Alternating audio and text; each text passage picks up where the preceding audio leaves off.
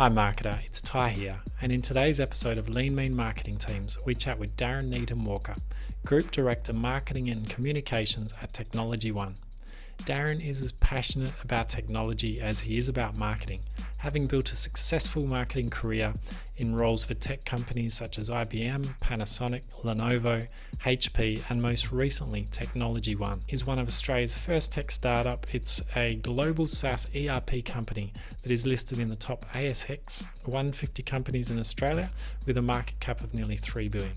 In this episode, we discuss what to do when you have to restructure two marketing teams into one due to a merger and the importance of being human and bringing staff on the journey, the importance of building the brand and achieving brand consistency, how to include the customer in your marketing and become a more customer-centric organisation, the importance of setting the right goals and measuring the right things to help the team become more commercially focused, how Darren's increasing the capability of his team, how he reorganised his team, and lastly, Darren shares loads of leadership strategies to empower his team, clear roadblocks, free up his time, and create a climate where staff are encouraged to move quick and innovate. Darren is really energetic and a passionate guest, and I think you're going to get a lot out of this episode, so please enjoy the show. Welcome to Lean Mean Marketing Teams with Ty Hayes, where you'll hear from leading CMOs and thought leaders about what it takes to create a high-performance marketing team. This podcast is brought to you by Growth Generators, a consulting firm that helps CMOs design and build modern marketing teams that drive growth. If you need help optimizing your marketing team, head to growthgenerators.io. Now, let's get on to the show. Welcome Darren Needham-Walker, Group Director Marketing Communications at TechnologyOne, to the Lean Mean Marketing Teams podcast. Hi Ty, how are you? I'm very well, thank you. Excellent. Now, Darren, you've got a distinguished marketing and sales career within global and technology companies. Can you take us back to when your passion for marketing and technology started and maybe give us a high-level overview of your career to date?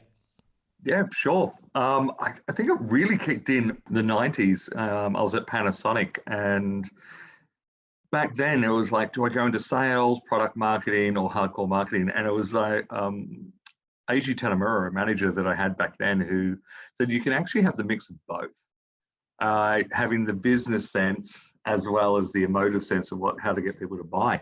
And then it was that chosen distinction that took me into doing some consultancy for a while to try to understand the numbers and how it related to different industries. So I worked for a consulting firm in Sydney for a couple of years before moving into IBM. And it was really at IBM where I took the combination of what Asia had taught me as well as what I've done as a consultant to companies like Torbans and Shell Motor Oil Group and so forth on how they analyze the marketing behind or in front of the numbers.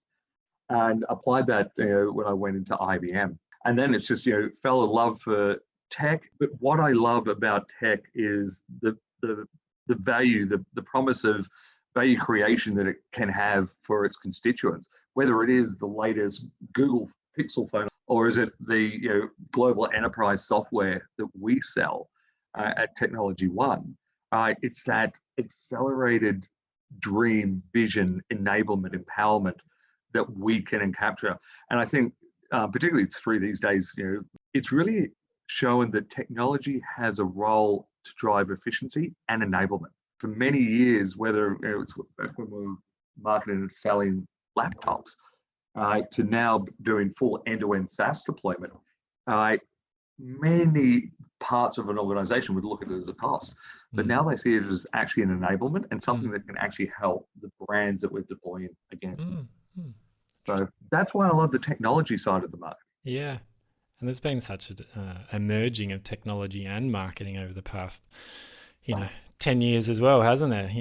The rise of the MarTech stack from a few hundred to 8,000, and marketers these days need to have a better grasp of technology and how to utilize it to create better brand and customer experiences. So I think it's useful having, the background you have in technology and also consulting. I think those broad roles where you get to understand the numbers and you see different industries and you look behind the curtain and see what drives them and how to analyze them is a really useful skill as a marketer as well. So, I would agree. I was very fortunate back when I was CMO of HP in Australia that I had consumer and commercial.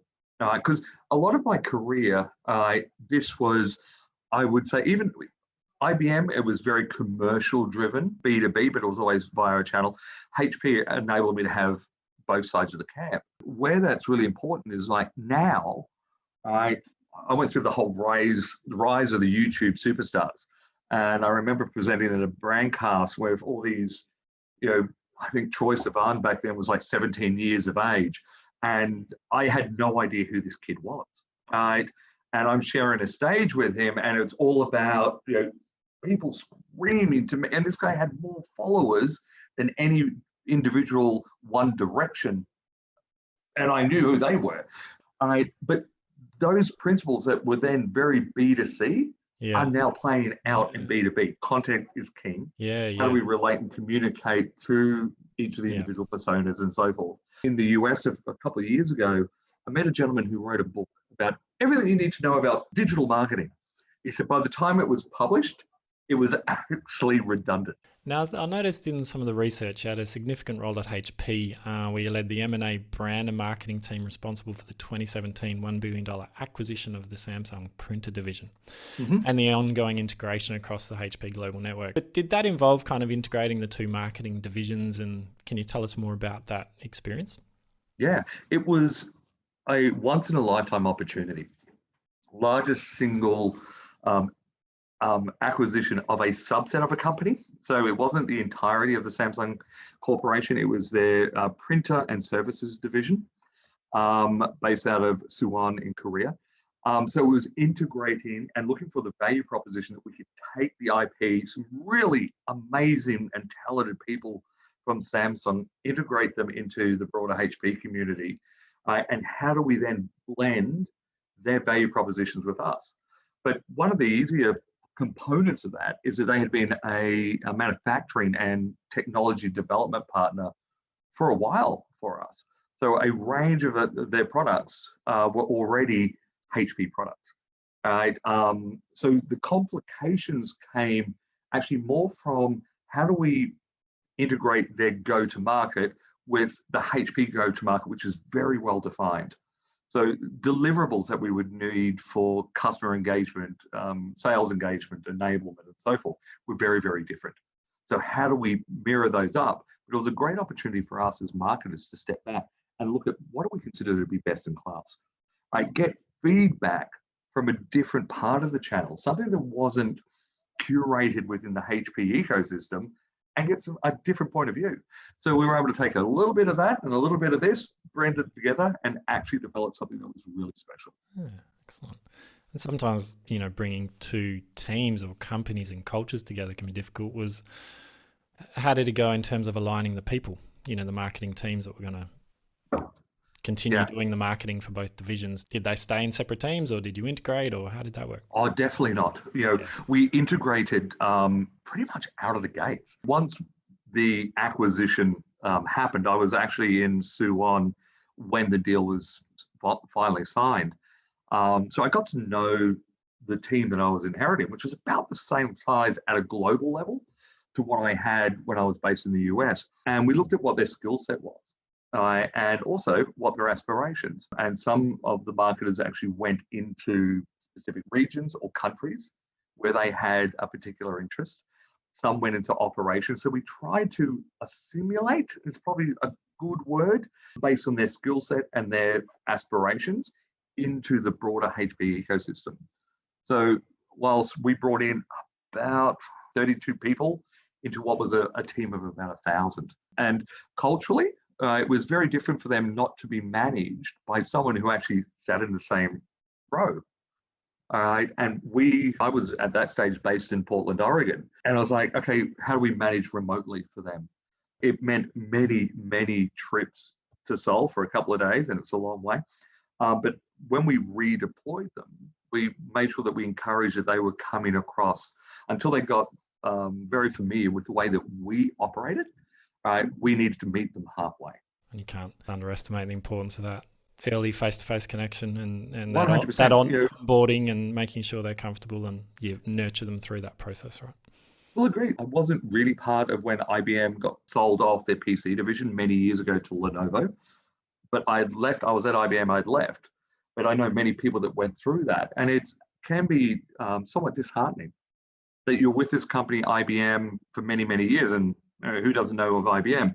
And again, who doesn't know of Lenovo these days?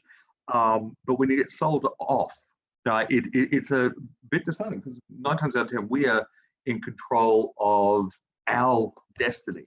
Having gone through that, and I rejoined Lenovo about 2 months after they acquired the PC division, I got to feel real time what people were feeling.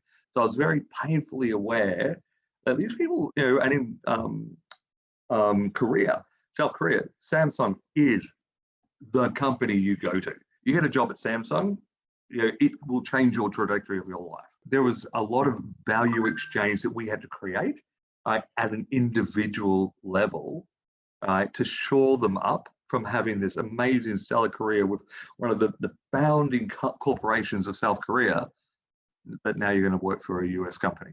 Was not without its challenges, but at the same time, I believe those that we brought across and went through the journey with us are really happy with where they're heading now. Far greater opportunities on a global scale for those ones that want to lean in on their career. And now switching gears a bit, coming to TechnologyOne. So you've been here for just over 18 months. Can you tell us a bit about TechnologyOne to start with, and then your role, what you're brought in to do, and what you've been up to over the past 18 months? Being a Queenslander, born and bred, there was an opportunity that got presented about joining this company, and I'd never heard of TechnologyOne. And then when I dug into it, and I spoke to our COO here, Stuart McDonald, and I'm going to say he's probably one of the smartest men I've ever worked with. I'll deny that if he ever sees this. But the opportunity is, this is an ASX 150 listed company, market cap close enough to $3 billion, 73% penetration into local government, 60% into higher ed in Australia, doing similarly in New Zealand, really strong foundations in the UK, but no one's ever heard of us. Global aspirations. We have a unique product offering. Right now that everything's in the cloud, we have all of our enterprise suite applications from HR, finance, asset management, corporate performance management, budgeting, and so forth. But the great thing is they're all interconnected. So I am employee number X, and it will track me throughout where I go. Traditionally, that is a bunch of disparate systems that are hooked together by APIs or spreadsheets and so forth, but we own the whole ecosystem. And it was an amazing opportunity to elevate, which was Australia's first real tech startup 32 years ago when Adrian DeMarco started, but to elevate the brand.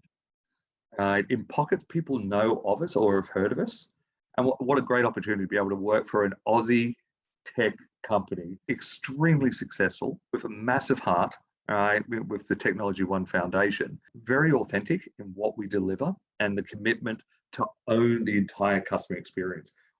Unlike companies I've worked for in the past, we may develop or build something, or third party build it, swap a logo on, and then give it to someone else to deliver. In the building that I'm in here in Brisbane in the Fortitude Valley, level 5, they design the code, come up with the great ideas, build it, we market it, people on the other side of the floor actually sell it, level 5 actually implement it within our customers. We own the entire ecosystem, and that's really unique. Also, the other opportunity is our founder, Adrian DeMarco, who is still the executive chairman, is still very active in the business.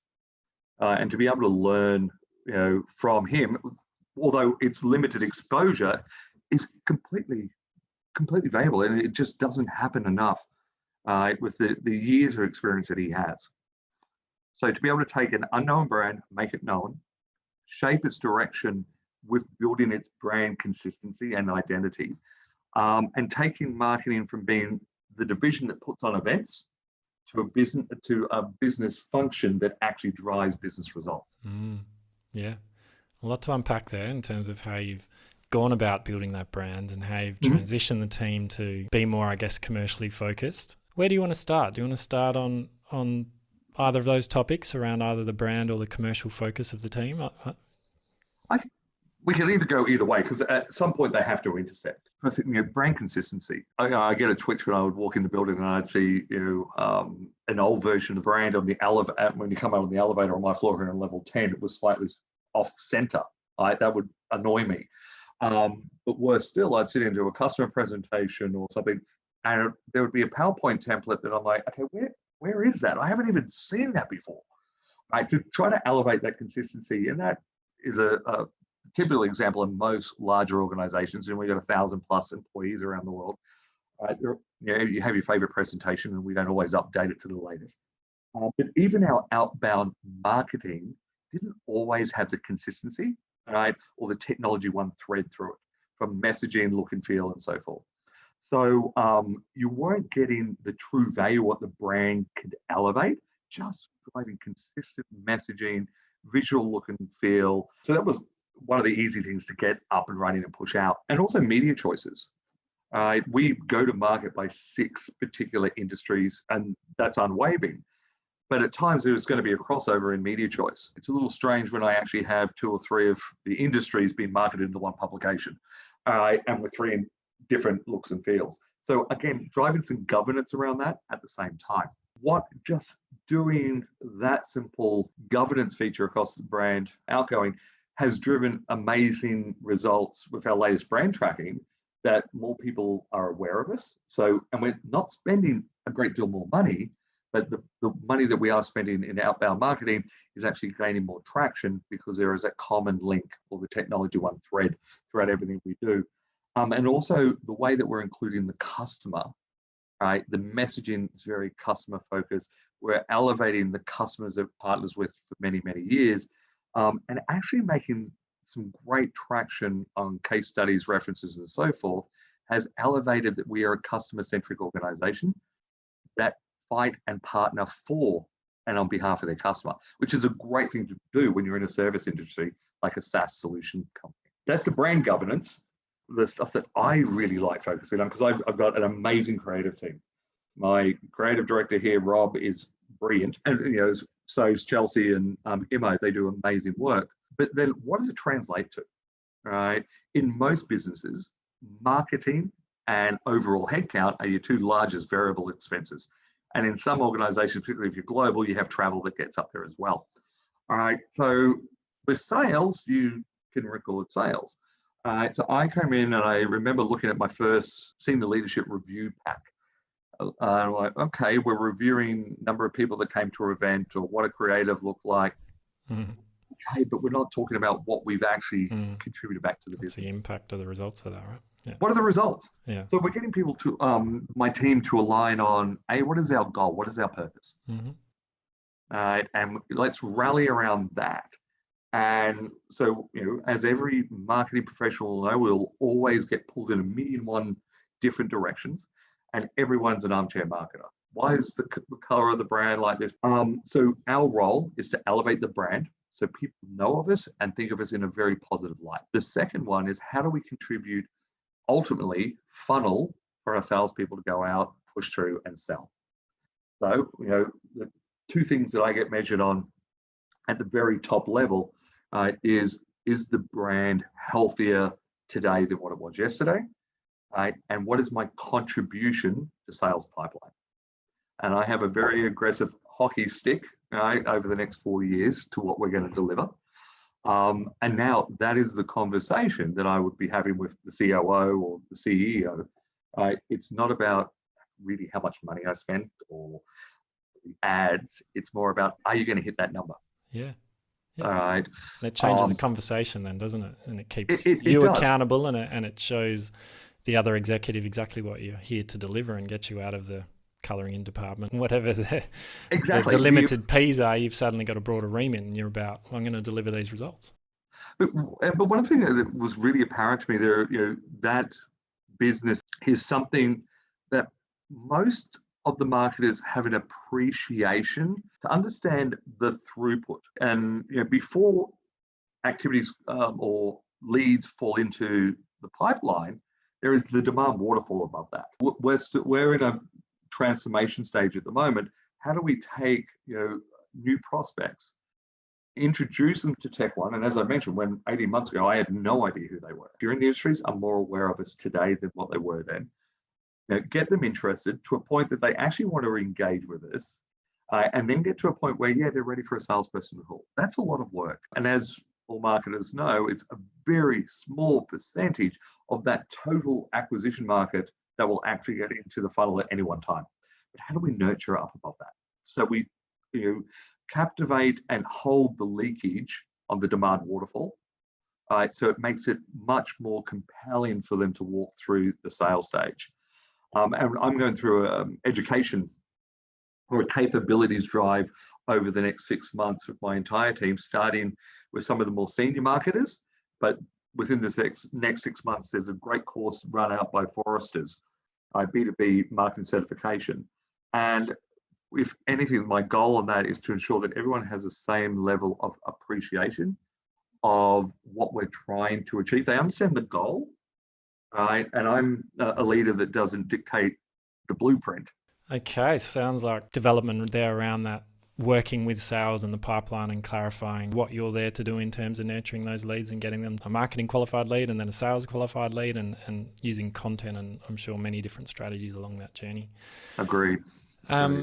So let's dive into the team then. I'd love to discover, you've touched on obviously brand, customer understanding, you've talked about content and nurturing and how important that is these days, and this commercial focus and understanding your numbers. So I've got some guesses as to what the structure may look like, but I'd love to dig into it. How big is your team and how have you organised them to deliver against this new direction and this new strategy? I executed a reorg January, February, so just as COVID became apparent. So to be clear, it wasn't COVID actioned, it was well and truly in train beforehand. So I went from a really flat structure with 7, at times 8 direct reports, which was too much. But I really like to get in amongst and help elevate and unpack certain problems where I can help to move it forward. So I've reduced it from 7 managers or 7 teams into 3 teams. Right, so we have the demand generation team, or we call them the marketing partner team. So they're the ones who go after the industries, right, and go and target prospects, development accounts, etc. Strategy, planning, and services. Very diverse team. That is events, internal, external, web and intranet, design, and strategy and planning. Yeah, so budget, operations, and all the fun stuff. Yeah, okay. And the third group is corporate communications. Okay. And that's everything from content writers by industry or growth pillar, as well as PR, AR, and corporate messaging and positioning. And how did you arrive at those 3 buckets from your 7? Was it about trying to match teams in terms of either audiences they serviced or just similar skill sets and capabilities, or how the workflow generally, similar parts of the workflow? How'd you go about it? Bit of both, actually, Ty. Yeah. Our industry or demand gen team, right? They're all about addressing the needs of the industry. How does our solution fit to that? So come up with the campaigns. Work with the sales team, the industry directors, and our agencies to come up with strategies to service our growth pillars. Then they will work hand in glove with the SP&S team, so strategy, planning, and services. So design, web, and so forth, as well as our content communications team to bring and activate the campaign alive. They're more campaign managers. Communications is content creation, whether in-house or we outsource that through one of our agency partnerships. And then the last bit with the SP&S strategy, planning, and services is all the owned assets, including social, of course. So it was more around skill set and workflow. And did you kind of assess what you insourced and outsourced, and have you changed that mix, and have you increased capability in any areas through the restructure? So I mentioned previously the Forrester course, which is going to unilaterally address capabilities internally. We have looked at resourcing our agency structure. We had a lot of agencies on the books, but we weren't building any intellectual property within our agencies. So the relationships weren't improving at the rate that I would expect. So we did an agency rationalization to ensure that we went from a lot to a critical few and made some strategic commitments to our agency partners, right, so they could resource and meet and exceed our expectations. When we're spreading our investment too thin, that investment isn't there for an agency to do that. So, with our demand gen team, we've solidified around one agency. With our communications team, we have a bunch of freelancers because writing technical for our space is rather tricky, right? special. Yeah. So they've got a raft of freelancers and some agencies that we've been working with holistically for a number of years. Mm-hmm. And then the biggest opportunity for us is for flexibility to flex in design and design production.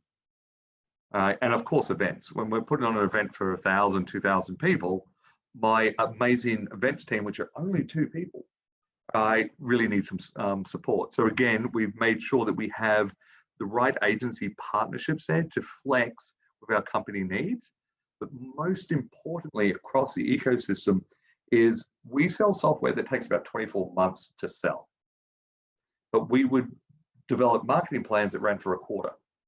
We've now developed marketing campaign plans that run for 24 months. So we can see what's coming before us holistically, and as a leadership, and it's a leadership of myself and 3 exceptionally talented individuals, that we can look and we can predict where we're going to have some bottlenecks. And it gives us choice points. Biggest learning in taking what was 32 people, and through some natural attrition and efficiencies and optimization, we're at 24 now. Removing the roadblocks. The inefficiencies were creating work, and in creating work creates frustrations. Yeah. I don't think you'd interview anyone, Ty, that would say I have more time in the day than I need. I leave at 3 o'clock. It's similar here. Yeah. So taking the inefficiencies out, planning longer range, having more customer insights, and leveraging automation. I'm able to deliver more with less people. And again, through natural attrition, it's one thing, but the opportunity now that I do not get involved in day-to-day building the campaigns. One of the team members actually hey, I'd love you to review this. Fantastic. Bring me in, we'll come in, we'll have a conversation about it. All right. But these guys are in a job, they're competent at what they do. They don't need me sticking my nose in every 5 minutes. It's actually really disempowering. All right. And if you want to build trust, me meeting bombing is all right, what are we talking about? Okay, someone brief me, but it just completely disrails the entire conversation. I manage the RAG system, red, amber, green. It's short and sharp. Show me what's red, what's the problem, how can I help? What's amber? Next. All right, green, I know you're doing a good job on that, don't even worry about it. And then probably about once a month, I do a bit more of a detailed review where we actually spend more time celebrating the wins, because I'm already aware of the red and the amber. Besides that, all right, I've got that. I'll get that out of your way. Just keep running. I've got your back. It actually, in doing that, frees up about 25% of my time. My managers, I manage like that. Yeah, don't tell me what's going well, because I know there is some really good stuff. We'll celebrate that once a month. Bring out your dead. Show me the stuff that you really need me to just go and focus on. Whether that's HR problems, budgeting problems, we're having a bottleneck here, there, or whatever. Right, show me what you need me to take off your plate so you can continue to run and run fast. That is met with amazing response, not just from the leaders, but also from the staff below them. Wow, there's been a lot covered in this interview so far. As a marketing leader, we know you like to spend more time taking action and less time taking notes. So we've got you covered. We packaged up all the tips, strategies, and resources from each episode into some beautifully crafted notes just for you. Not ugly AI-generated transcripts, but real notes taken by a real person on our team. To grab the notes, head on over to growthgenerators.io, look out for this podcast episode and download the notes. But be quick, they're only live for a few weeks after the episode airs. Now, back to the show.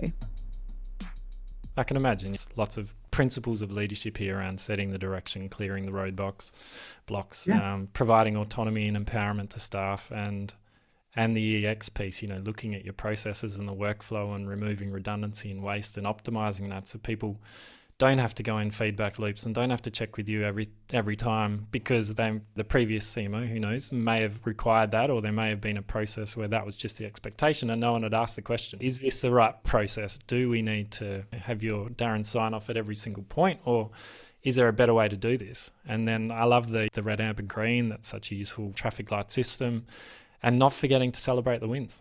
Yeah. I think as marketers, we're always so focused on the next campaign or the next project or the next event, we don't often take stock and go, you know what, guys, we did really well there. Let's celebrate that. Well, I know we got these other problems and challenges we'll work on, but let's take a moment.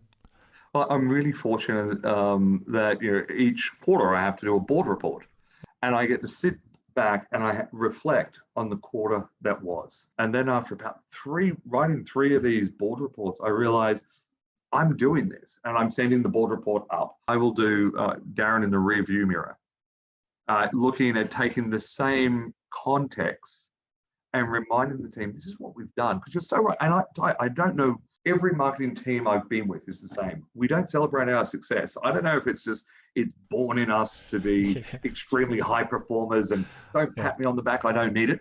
Yeah. I'd say we do need it. Yeah, we do. We need to take a moment every now and again and just go, you know what, that was good. Yeah. And I really deserve a pat on the back. And if no one's going to give it to you, give it yourself. Yeah, that's right. Especially in these challenging times, right? When we've been, the world has been very different and very difficult over the past 6-12 months. And it's important to take the time to appreciate staff and appreciate the good work that we do. I was speaking with one of my agency partners in Melbourne back in April when it was horrid. And I said, look, I believe it is the time of the marketer. The landscape in the community that we market to, whether it's B2C or B2B, I don't care. It's changed significantly. Guiding principles are still the same. What's the need? How are we going to get to them? And how do we promote that? So we made the choice when COVID hit is to pull back on all proactive selling. Last thing you want to hear from is some global company wanting to sell you $1 million piece of software. Versus we took stock really quickly and said the best way we can help, and we are very, very much entrenched. Most of our customers have been with us many years. We have a very low churn rate. Is how do we help them?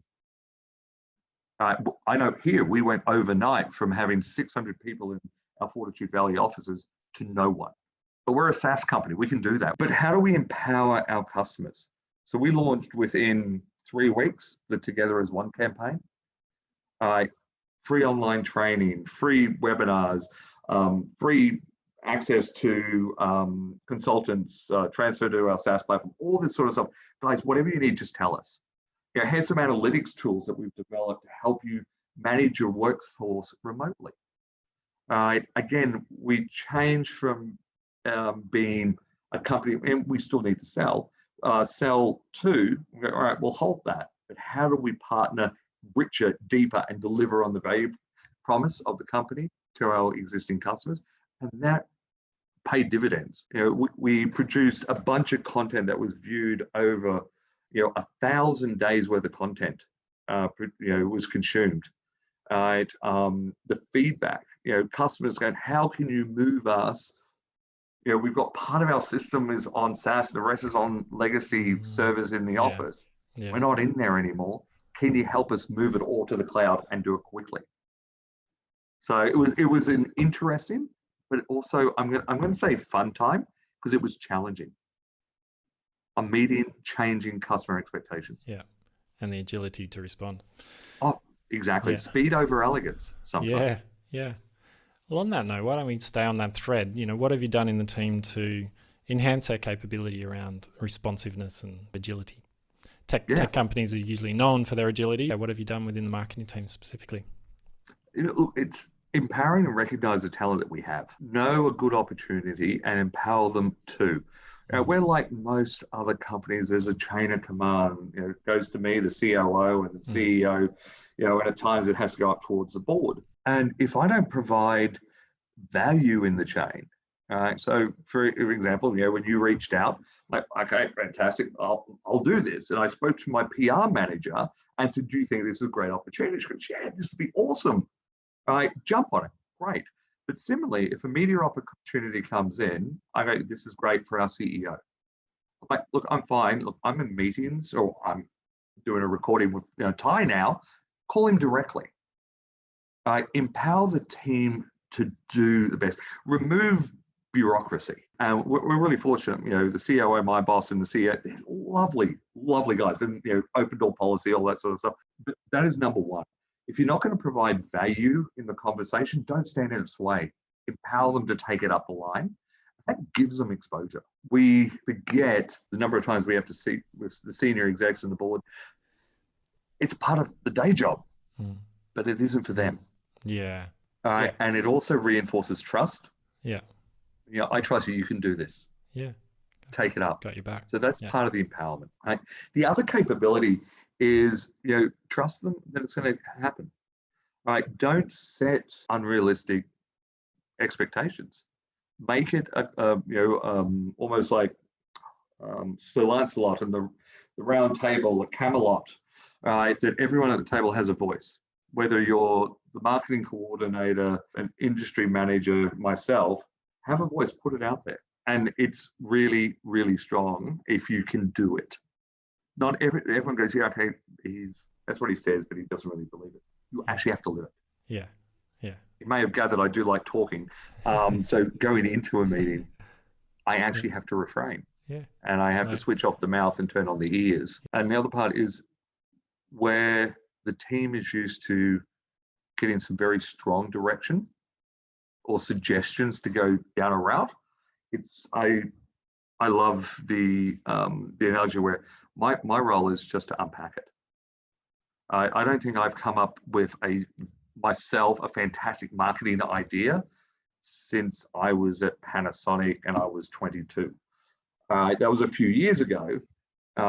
All the other campaigns that have come to market in my career have been born through some amazing ideas with people that I work with. And my job is just to bulldoze things out of the way to make it happen. Or if I get presented something and we unpack it, and it turns out to be bigger than what it was originally intended, that's fantastic. And seeing the light on someone's face when they realize the potential that they have put forward. To me, that's worth coming in here every day. Yeah, so rewarding, isn't it? It is. It's about creating that right culture where people are confident to put ideas forward, and because they see them get acted on and they see them get supported and they know they're empowered to do that. And then you get runs on the board and people see these ideas in action and it creates momentum, doesn't it? Yeah, but also put some ideas up. We did a campaign back in September. I walked into a meeting that I was invited to and it was and ahhing about the creative. We want to try something different. I'm like, guys, why not? All right. Is the creative that you're doing offensive? Does anyone here find it offensive? No. All right, then rotate it out. But how are you going to measure it? What does success look like at the end of this rotation? So they had the right measurements in place and so forth. I said, guys, do it. And they said, do you want to see the creative? I said, no, I trust you. If you tell me it's not offensive and it's on brand, run, do it. Let the results speak for themselves. Well, exactly. And the results weren't startling differences between the creative. Both performed relatively the same. So what did we learn from that? But we have to allow and expect that our teams are going to fail. They're going to fail at something. If not, we're wrapping them in cotton wool. We're not creating a world where they're going to innovate. They're going to play it safe. They're going to, I'm not a cricket analogy, but they're going to play it straight down the bat. I think that's a cricket term. We need to expect that they're going to fail. And our job is like, if you've got kids, the kids are climbing up a tree and, they could fall out, but, you've got the phone. You've got to make sure they're not going to really hurt themselves or do irreparable damage. But you know what? You've got to learn. Yeah, that's it. Right. I learned that you do not go down a hill on your bike with no training wheels on at a young age because it hurts. But our job as leaders is not to cover them in cotton wool. Set them on a path, help them on a path, enable them, but don't overprotect. Otherwise, we're going to really cut off, the marketing leaders of tomorrow. They're going to be too hesitant to do anything that's going to be, and I think, extraordinary. Yeah.